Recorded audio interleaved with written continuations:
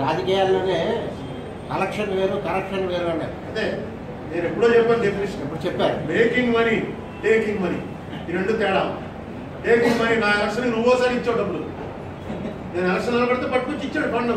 నా ఫ్రెండ్ని టికెట్ వచ్చింది పట్టుకొచ్చి డబ్బులు ఇచ్చాడు. ఆ డబ్బు ఎంత అన్నది వేరే విషయం. నీ దగ్గర తీసుకున్నాను కదా, అది టేకింగ్ మనీ. అది తీసుకుని నేను అలా మీ అందరి దగ్గర చెరవ 10,000 తీసుకుని ఆ డబ్బంతా పెట్టి ఒక కారు కొనుక్కున్నాను అనుకోండి, అది మేకింగ్ మనీ. అది ఎలక్షన్ ఖర్చు పెట్టేసేంత కాలం ఉండేమనుకోడు. ఒక కారు కొనుక్కోవడం, ఇల్లు కట్టుకోవడం ఏదో చేసుకుంటే అమ్మ వీడు సంపాదించేసుకున్నాడు ఏంటి, మనం నమ్మేశాడు, మనం వీడు ఎలక్షన్ అనుకుంటారు. అదే తేడా. టేకింగ్ మనీ లేకుండా ఏ రాజకీయ పార్టీ ఉండదు, కమ్యూనిస్టులతో సహా.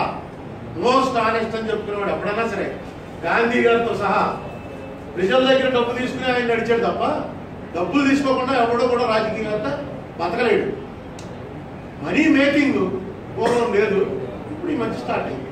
మరి ఇందుకు విరుద్ధంగా బీజేపీకి అంత మంచి పేరు ఎందుకు వస్తుందండి? వాళ్ళు చాలా నీతి నిజాయితీగా ఉన్నారు, అది ఇదే అని చెప్పి కబుర్లు చెప్తున్నారు. జనరల్ గా ఇవాళకి కూడా జనరల్ గా పాత ఆర్ఎస్ఎస్ వాళ్ళు, కొత్త ఆర్ఎస్ఎస్ వాళ్ళు నాకు పరిచయం లేదు కానీ పాత ఆర్ఎస్ఎస్ వాళ్ళు కమ్యూనిస్టు లాగే కమిటెడ్ గా ఉంటారు. వాళ్ళు మనీ కోసం పనిచేసేవాళ్ళు కాదు. వేళ మోడీ కూడా అతనికి డబ్బు సంపాదించాలి అనేటువంటి ఆశ ఉండదు.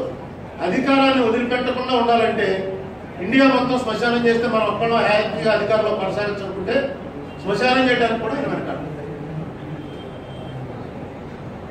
4 ఏళ్ల బ్యాక్డ్రాప్ లో ఎన్డీఏ ప్రభుత్వానికి వ్యతిరేకంగా వస్తున్నటువంటి వ్యతిరేకత నేపథ్యంలో రాజకీయ పునరేకీకరణ సాధ్యపడితే గవర్నమెంట్ ని ప్రోత్సహించండి ఎన్డీఏని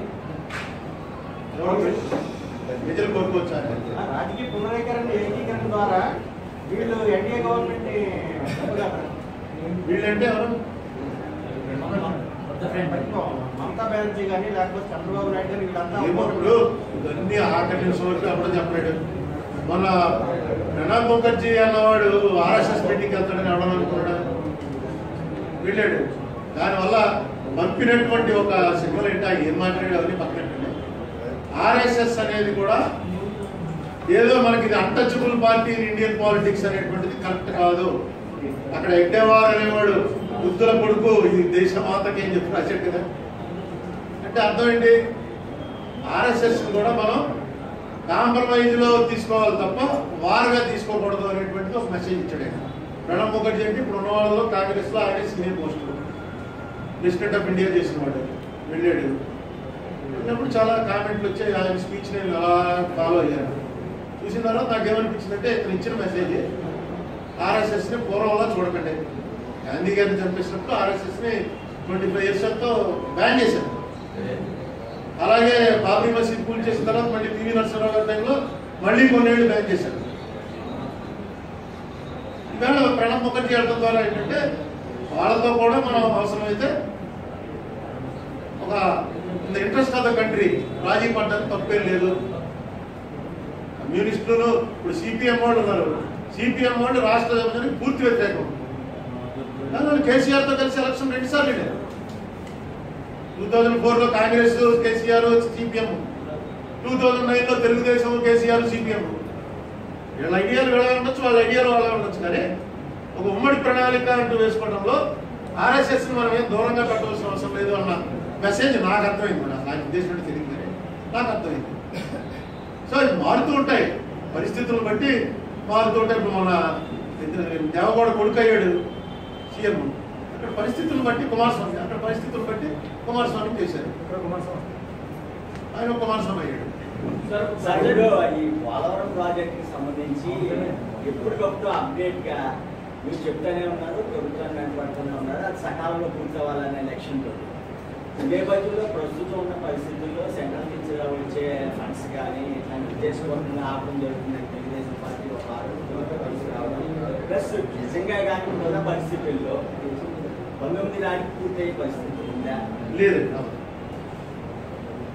అందులో ఎందుకంటే ఆయన ఉద్దేశం నాకు అర్థమైంది. ఎందుకంటే ఆయన ఎప్పుడు చెప్పలేదు. కాపర్ డ్యామే ప్రస్తుతానికి కాపర్ డ్యామే మెయిన్ డ్యామ్ కింద చేసి వాటి వాళ్ళ గ్రావిటీ మీద పెట్టుకున్నాడు. అంటే రిజర్వాయర్ తగ్గించేస్తారు, రిజర్వాయర్ ఉండదు.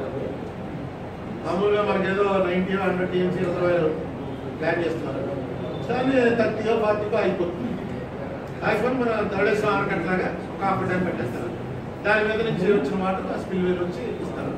కాలంలో అంటే ఫ్లడ్ వచ్చినప్పుడే వాటర్ ఉంటుంది. ధవళేశ్వరం అంతే కదా, అలా చేసేటువంటి ఉద్దేశం. అలా అయితే గ్రావిటీ మీద 2020-21 వచ్చు. మెయిన్ డ్యాము కట్టి రిజర్వాయర్ కట్టి ఇవ్వాలంటే ఇప్పుడు జరుగుతున్న స్పీడ్లో జరిగితే నా ఉద్దేశంలో 23-24 కావచ్చు. ఇప్పుడు జరుగుతున్న స్పీడ్లో. మరి ఇది ఎలక్షన్ స్పీడ్ అయితే మనం చెప్పలేము. పట్టిసీమ ద్వారా 80 TMC మనం తీసుకుంటే అప్ స్ట్రీమ్లో 45 TMC వాళ్ళు తీసుకుంటారు అన్నది వాళ్ళు తీసుకుంటే మనకి పట్టిసీమ నుంచి కూడా అది అంటే ప్రాజెక్టు పూర్తి అవ్వగానే పట్టిసీమ కట్టింది కృష్ణా డెల్టా కోసం అండి. అంతే తప్ప పైన అక్కడెక్కడో రాయలసీమకి ఇస్తాం ఏం కాదు. కృష్ణా డెల్టా కోసం పైనుంచి అతను వాటర్ ఇవ్వడం. కేసీఆర్ ఏం చేస్తున్నాడు, శ్రీశైలం రిజర్వాయర్లలో గొట్టం పెడుతున్నాడు. పెట్టి అక్కడి నుంచి లిఫ్ట్ ఇరిగేషన్ పెట్టుకుంటాడు. అతను ఇష్టం వచ్చినట్టు అతను చేస్తున్నాడు. ఇతను అడగట్లే. దానికి కారణాలు ఏంటో ఓటు అది ఇది చెప్తారు, కానీ కారణాలు ఏమి నేను అన్నాను. అక్కడ మనకు క్లియర్గా వాటర్ డిస్ప్యూట్లు వస్తే ఏం చేయాలన్నది ఏపీ రీఆర్గనైజేషన్ యాక్ట్ లో ఉంది. దాని ప్రకారం ఇప్పటి వరకు ఒక రోజు కూడా జరగలేదు. ఏంటండి వీడియో నచ్చిందా? అయితే ఓ లైక్ వేసుకోండి, లేదంటే ఓ కామెంట్ చేయండి. ఎప్పటికప్పుడు మా వీడియోస్ చూడాలంటే సబ్స్క్రైబ్ చేసుకోండి.